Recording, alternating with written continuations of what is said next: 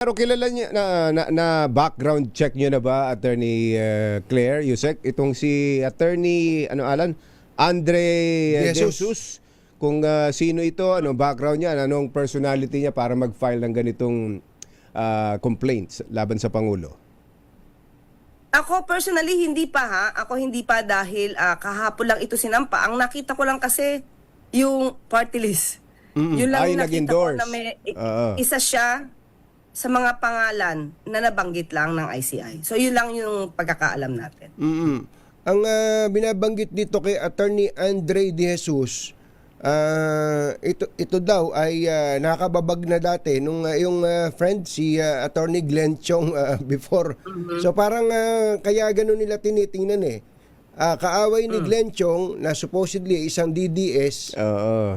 Tapos ang description pa dito kay Attorney Andre De Jesus ay tagapagtanggol ni First Lady Lisa Araneta Marcos.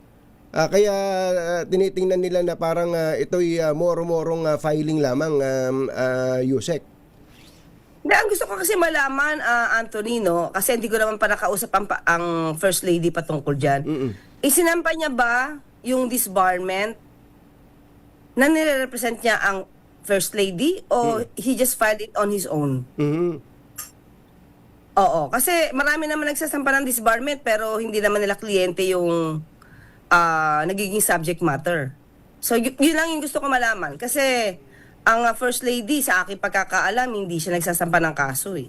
So, Sa aking pagkakaalam. buti klaruhin natin yon. So, are you saying, Yusek Claire, na si Attorney Andre De Jesus ay hindi abogado ni First Lady Lisa Araneta Marcos?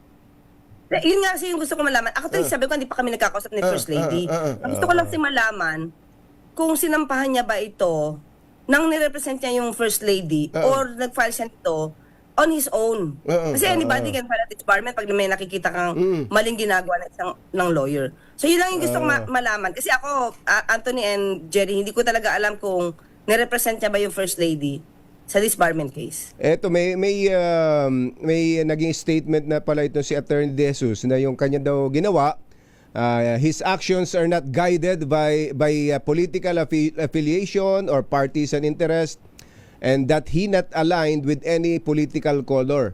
Ang gusto lang daw niya, his sole motivation in filing the impeachment complaint is to bring forward issues that have long been discussed in podcasts, television programs, and public forums. Yun lang daw. Wala daw, hindi daw siya connected sa kahit kanino. sino. Kahit kanino. Kahit kanino. Pero Yun naman pala po nag-ano naman pala siya, nagliwanag naman siya kasi ako sabi ko personally hindi ko pa talaga alam kasi hindi ko pa nakausap si First Lady patungkol dyan.